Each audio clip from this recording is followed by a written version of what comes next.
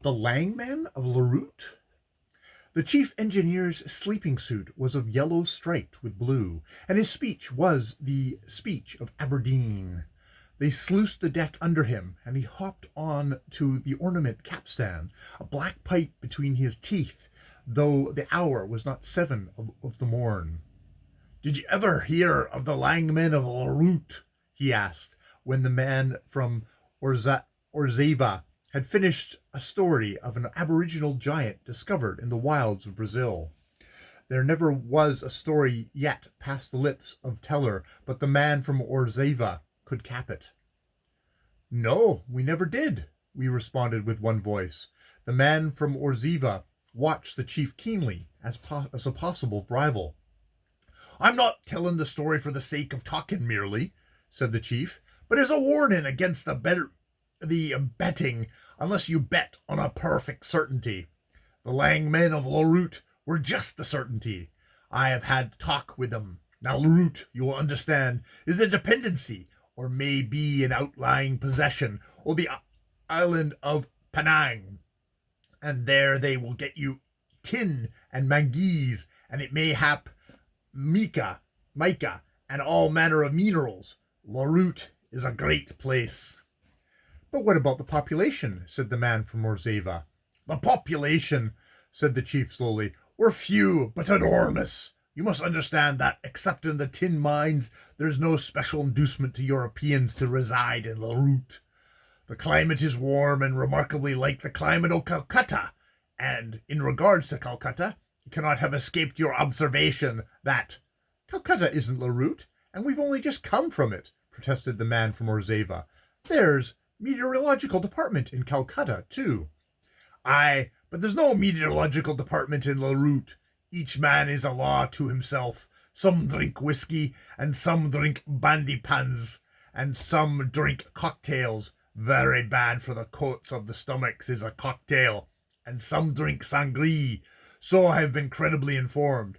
But one and all they sweat like the packing of a piston head on a 14-day voyage, with the screw racing half her time.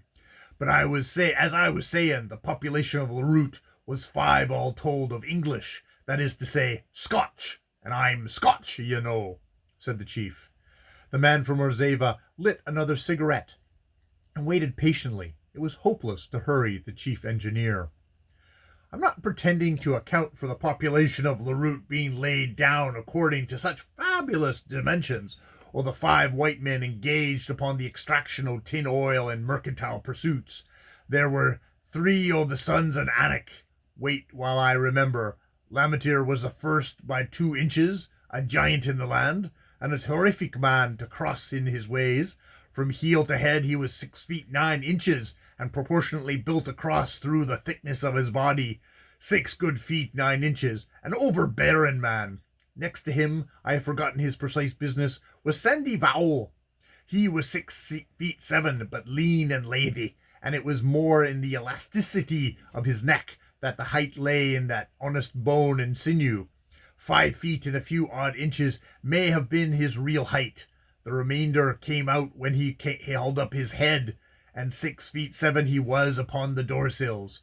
I took his measure in chalk standing on a chair. And next to him, but proportionately made man, ruddy of fair countenance, was Jackie Con. That they called Fear Con. He was but 6 feet 5, and a child beside Lamitir and Vowel. When the 3 walked out together, they made a scudder run through the colony of Lerut. The Malays ran round them as though they had been giant trees in the Yosemite Valley, these 3 lang men of Lerut.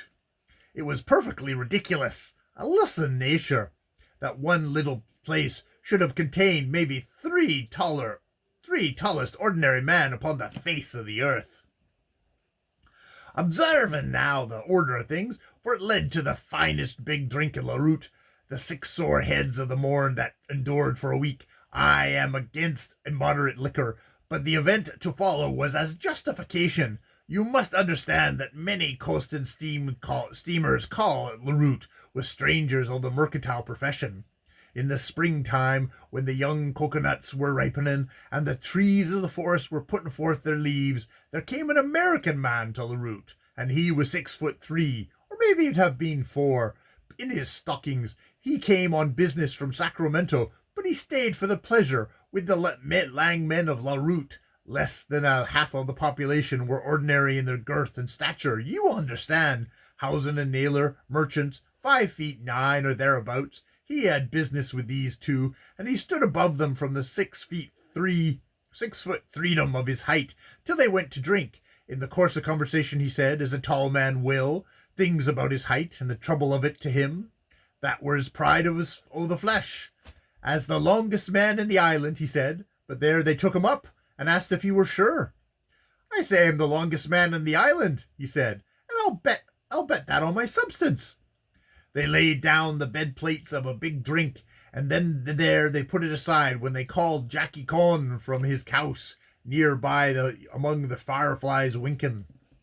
How it would you, said Jock, and came in by the side of the Sacramento profligate, 2 inches, or it may have been 1, taller than he. You're long, said the man, opening his eyes, but I am longer. They sent a whistle through the night, and Howkit out to Sandy Vowel from his bit bungle, and he came and stood by the side of Jock, and the pair just full lit the room from the ceiling cloth. Fill it the room to the ceiling cloth. The Sacramento man was a euchre player and a most profane swearer. You hold both bowers, he said, but the joker is with me. Fair and softly, said Naylor. Jock, where's Langlamerter? Here, says that man, putting his leg through the window and coming in like an anaconda o' the desert, furlong by furlong, 1 foot in Penang, 1 in Batavia, and a hand in North Borneo, it may be. Are you suited? Said Naylor, when the hinder end of Lammeter was slidden through the sill, and the head of Lammeter was lost in the smoke away above. The American man took out his card and put it on the table. Ezra B. Lunger is my name. America is my nation. Frisco is my resting place. But this here beats creation, he said. Boys, giants, sideshow giants. I minded to slide out of my bet if I had been overtopped on the strength of a riddle on this pasteboard. I would have done it if you had topped me even by 3 inches. But when it comes to feet, yards, miles, I am not the man to shirk the biggest drink that ever made the traveler's joy palm bush with virginal indignation, or the orange otang and the perambulation Dayak howl with envy. Set them up and continue till the final conclusion. Oh, man, I tell you, 'twas an awful sight to see those 4 giants threshing about the house and the island and tearing down the pillars thereof and throwing palm trees broadcast and curling their long legs round the hills of La Route. An awful sight. I was there. I did not mean to tell you, but it's out now.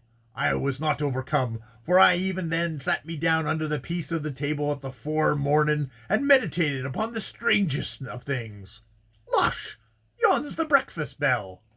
And that is The Lgmn of La Route by Rudyard Kipling.